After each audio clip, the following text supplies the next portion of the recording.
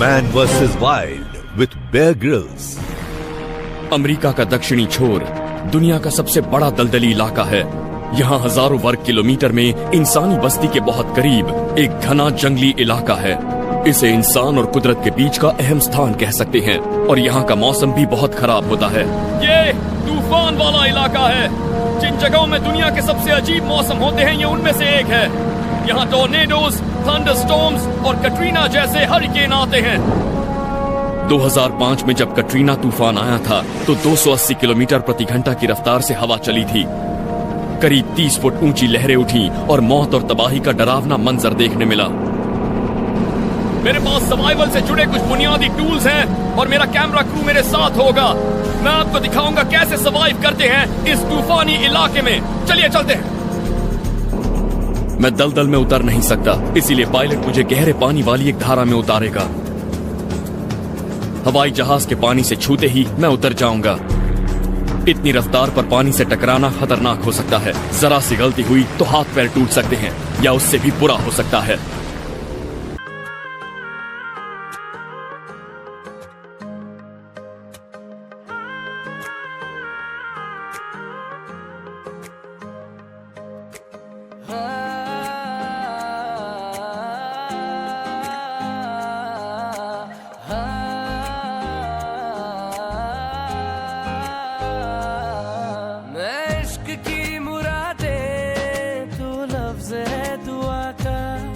मुझे तुझसे जोड़ने का अब काम है खुदा का।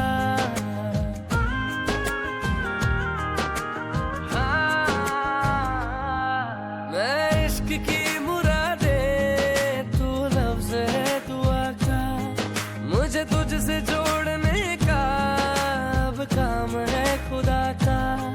तू ही जिंदगी से प्यारा, तू ही जिंदगी से प्यारा, ओ मेरे यार हो गया है। तेरा नाम लेते लेते, तेरा नाम लेते लेते मुझे प्यार हो गया है। तेरा नाम लेते लेते, तेरा नाम लेते लेते मुझे प्यार हो गया है। तेरा नाम लेते लेते, हाँ तेरा नाम लेते लेते मुझे प्यार हो गया है। हाँ मुझे प्यार हो गया है।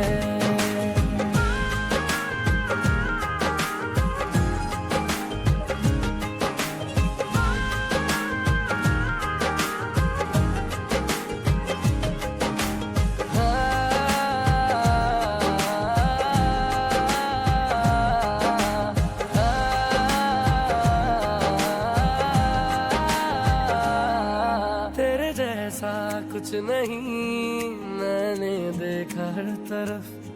सारी दुनिया एक तरफ और तू है एक तरफ।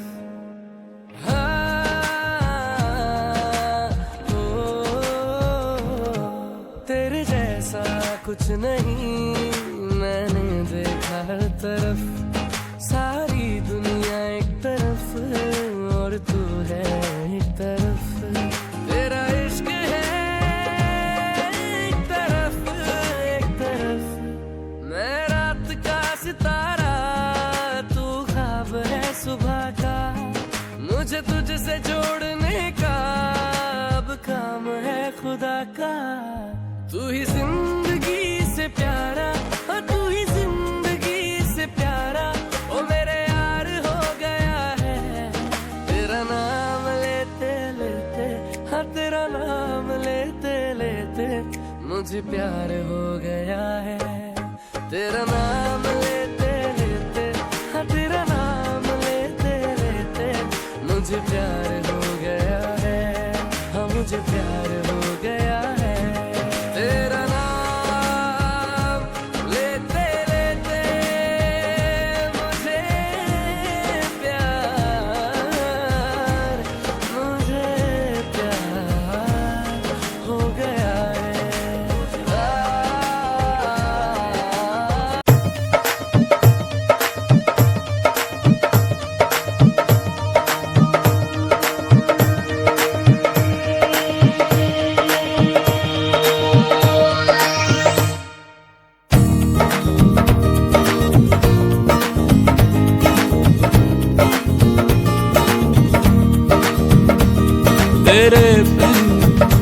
सानू सोने कोई होर नहीं लभना जो देवे रूह नू सकून चुके जो नखरा मेरा तेरे बिन सानू सोने कोई होर नहीं लभना जो देवे रूह नू सकून चुके जो नखरा मेरा वे मैं सारे घूम के बैठिया अमरीका रूस मलेशिया ना किते भी कोई फर्क सी हर किसे दी कोई शर्त सी कोई मंगदा मेरा सी समा कोई होंदा सूरत ते फिदा कोई मंगदा मेरी सी वफा ना तू मंगदा मेरियां पल्ला तेरे बिन होर ना किसे मंगनी मेरियां बला तेरे बिन होर ना किसे करनी धुप विच छां तेरे बिन सानू सोने कोई होर नहीं लभना जो देवे रूह नू सकून चुके जो नखरा मेरा जिवें रुकिया सी तू जरा नहीं बोलना मैं सारी उम्र जिवें आखिया सी अखां चुरा रोवेंगा सानू याद कर हसया सी मैं हासा अजीब पर तू नहीं सी हसया दिल विच तेरे जो राज सी मैनू तू क्यों नहीं दसया तेरे बिन सानू एह राज किसे होर नहीं दसना तेरे बिन पीड़ दा इलाज किस वैद कोलों लभना तेरे बिन सानू सोने कोई होर नहीं लभना जो देवे रूह नू सकून चुके जो नखरा मेरा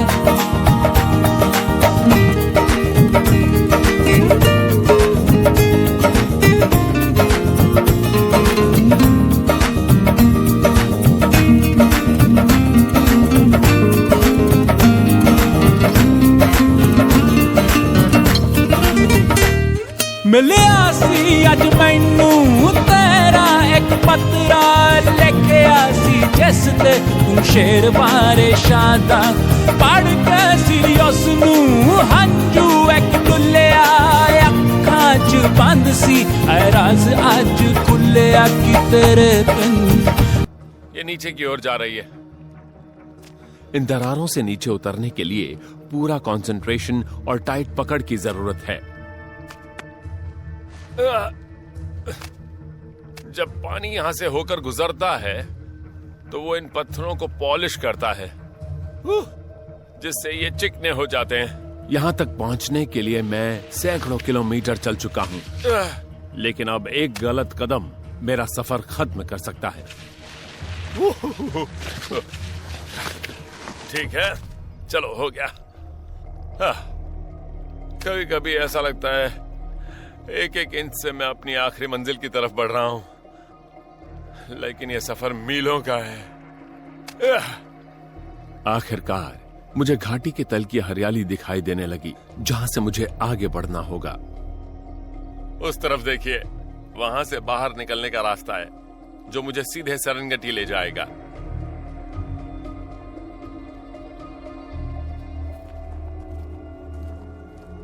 लेकिन यहाँ आयासी वैली में आसपास का माहौल खतरनाक और बेरहम हो सकता है। उन हड्डियों को देखिए, हड्डियों का ढेर लगा हुआ है। ये देखिए, इन हड्डियों को ध्यान से देखिए। पहले तो आपको लगेगा कि ये सब किसी गुफा में रहने वाले बड़े भालू ने किया होगा, लेकिन इन सब के लिए जो जानवर जिम्मेदार है, ये देखिए यहाँ सबूत भी मिल गए हैं। देखिए क्विल्स हैं, ये कांटे एक अफ्रीकन पॉर्क्यूपाइन के हैं, जो कि दुनिया का सबसे बड़ा और सबसे शानदार पॉर्क्यूपाइन होता है। ये कांटे बहुत बड़े और बहुत खतरनाक होते हैं, उन्हें शेरों से भी बचा सकते हैं। दरअसल उन्हें ये मरे हुए जानवरों की हड्डियां जमा करने की एक बहुत ही अजीब आदत होती है, इसलिए पोर्क्यूपाइन के पास हमेशा कुछ ना कुछ कुतरने के लिए होता ही है। और हड्डियां एक बहुत ही शानदार स्रोत होती हैं कैल्शियम, एक्स्ट्रा मिनरल्स और सॉल्ट का। तो यहाँ पर कोई जिंदा जानवर तो नहीं है, लेकिन हो सकता है भूत हो। यहाँ पर सबसे होशियार खोजी ही जिंदा रह सकते हैं। यहाँ खाने की कमी है। रूखे मौसम ने घाटी की ज्यादातर हरियाली को छीन लिया है और जो जिंदा है वो खाने के लिए तरस रहे होंगे। बारिश की कमी की वजह से ज्यादा हलचल नहीं है, लेकिन ऐसी जगह अक्सर शिकारियों से भरी हो सकती है क्योंकि वो छिपने में माहिर होते हैं। आप कहीं भी जाओ, आपको ये ध्यान में रखना होगा कि हर झाड़ी के पीछे कुछ भी छिपा हुआ हो सकता है। ये एक जंगली जगह है। इस इलाके के ये हरे पौधे मेरे बचने और खाने के आधार हैं। क्या आपने कभी ऐसा पेड़ देखा है? कमाल है। इस पेड़ को बाओबाब कहते हैं। दुनिया के सबसे पुराने पौधों में से एक बाओबाब 2000 साल तक जीवित रह सकते हैं। इस बाओबाब के फल सूख कर जमीन पर गिर गए हैं, लेकिन तभी मुझे खुशी की बात पता चली कि मैं यहां पूरी तरह अकेला नहीं हूं। ये किसी इंसान ने बनाया है। ये बहुत ही नरम लकड़ी होती है, तो इसे आराम से कुरेद कर एक बड़े स्टोरेज की तरह इस्तेमाल कर सकते हैं। यानी आपके पास एक्स्ट्रा खाना हो तो इसके अंदर रखकर लकड़ियों और पत्थरों से ढक सकते हैं ताकि हाइनास या दूसरे जानवरों से उसे बचा सके। मुसीबत के वक्त आपका खाना हमेशा रहेगा। बाओबाब एंशिएंट सिविलाइजेशंस के कल्चर में एक बहुत ही अहम भूमिका निभाता है, जो अभी भी यहाँ रहते हैं। मशहूर हादजा प्रजाति अफ्रीका की आखिरी हंटर गैदरर ट्राइब्स में से एक है। यह आयासी घाटी की गहराई में रहते हैं। वो करीब 50,000 सालों से भी ज्यादा समय से इस खूबसूरत लेकिन खतरनाक इलाके में रह रहे हैं। हादजा का मानना है कि उनके पूर्वजों की आत्माएं बाओबाब पेड़ों में रहती हैं। हादजा लोगों में इस तरह के पेड़ों का बच्चे पैदा करने के लिए इस्तेमाल होता है। तो